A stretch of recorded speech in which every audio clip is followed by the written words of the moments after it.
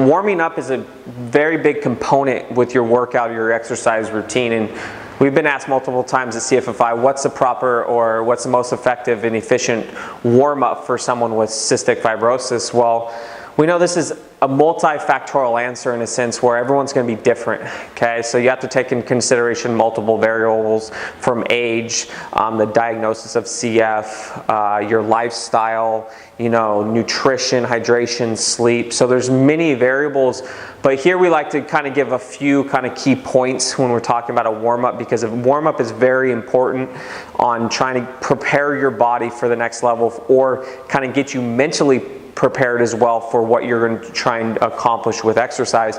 It's very similar when you get out of bed, you kind of stretch out a little bit, you move around, you grab some water, you have a routine and stuff before you go to work or school or whatever it might be.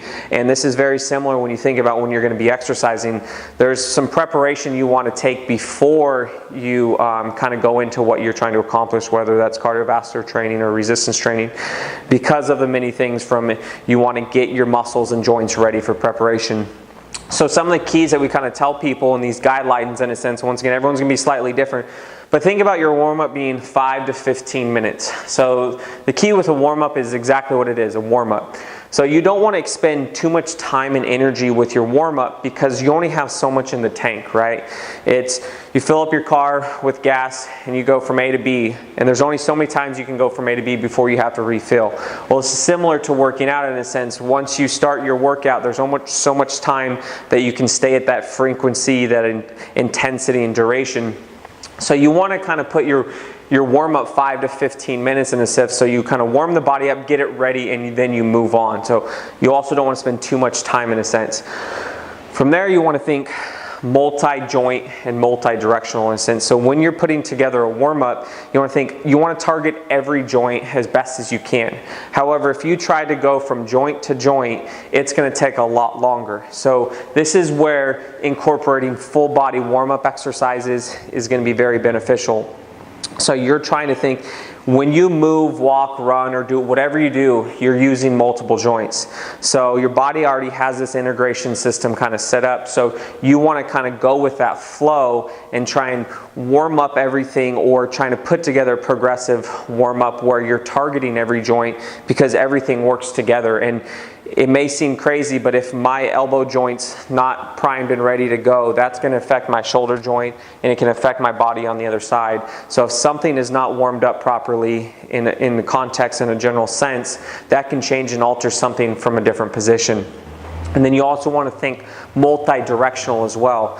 So a lot of times when we think of warm-ups, we don't even cognitively think about this, but you'll do exercises where you're just kind of straight up here, right? Well, the whole body moves in this kind of cylinder rotational pattern, where even though I'm stepping here, I'm having forces from side to side.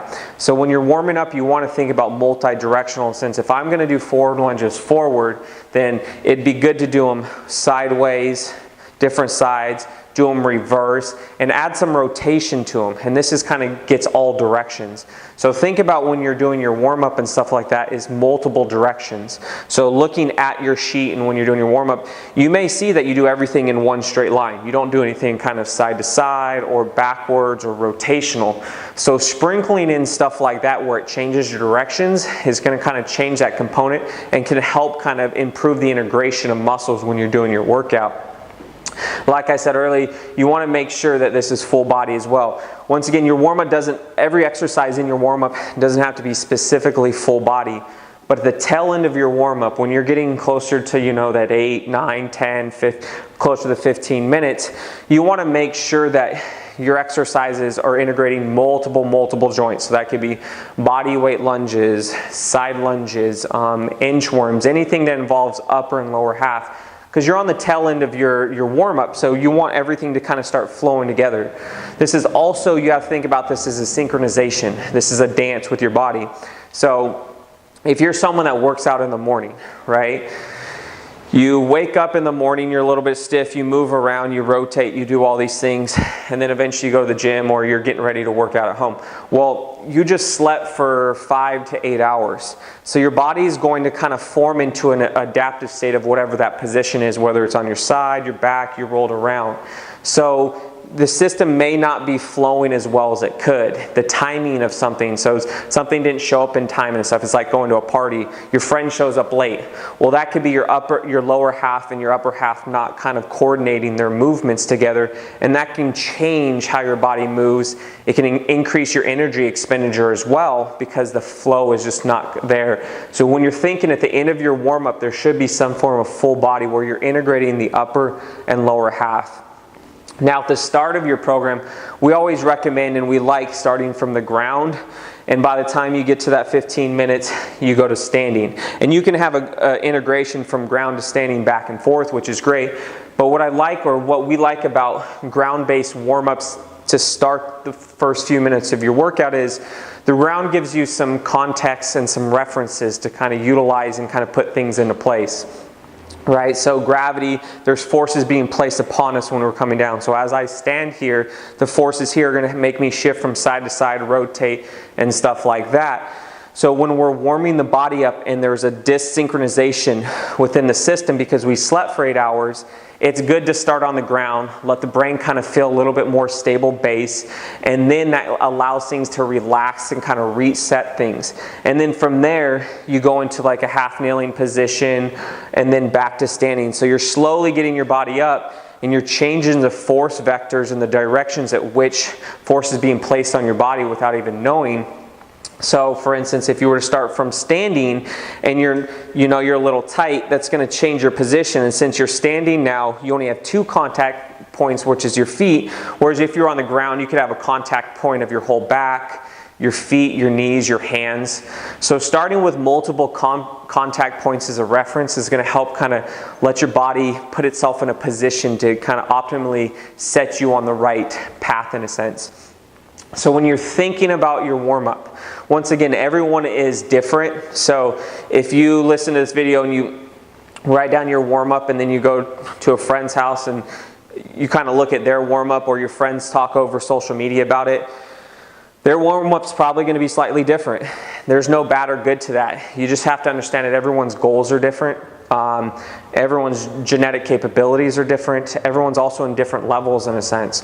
So take these into considerations that your warm-up's not necessarily going to look like the same person's. If it is, then you have to understand that there might be something off, because you don't necessarily want to have the same warm-up as your friend in a sense. And it doesn't have, not necessarily the general standpoint, but some of the specifics. So think about when you're doing this and whatnot, in a general standpoint, think 5 to 15 minutes. Make sure it's multi-joint and multi-directional. Make sure you have some full body, warm-up exercises in there, especially when you're getting to the tail end of the minutes. And try and mess around with ground to standing. Another thing I also like to do is go from ground to standing, and then at the last few minutes of the workout or the warm-up, I'll go from standing to grounding and switch off. So then you have an integration of getting up and off the ground. So when you're thinking about your warm-up, the number one thing is utilize your warm-up as a potential time to prepare yourself mentally and physically for what you're about to accomplish in the weight room or that walk that you're about to do. A lot of times we are not as efficient, as effective in our warm-up because we don't see as this big kind of kickoff spring point that's going to help us like really improve a walk. Why do I need to warm up when I'm just going to slowly walk? Well, just understand that every time you move, every time you breathe, and every time anything you do, your joints are doing something to kind of establish a stable point and that basic point to allow you to move. Even if you're sitting there at very particular joints, it's combatant forces to allow you to be in a neutral spine position, because if not, you'd fall forward or you fall back. So at all times your system is moving. So integrating a proper and effective and efficient warm-up is going to help kind of take you to that next level when you're exercising. So think of these 3 key points and see if you have these in your exercise warm-up. But if not, mess around with it too, because everyone's going to be a little bit different, like I said, and it will change based on what you're trying to accomplish.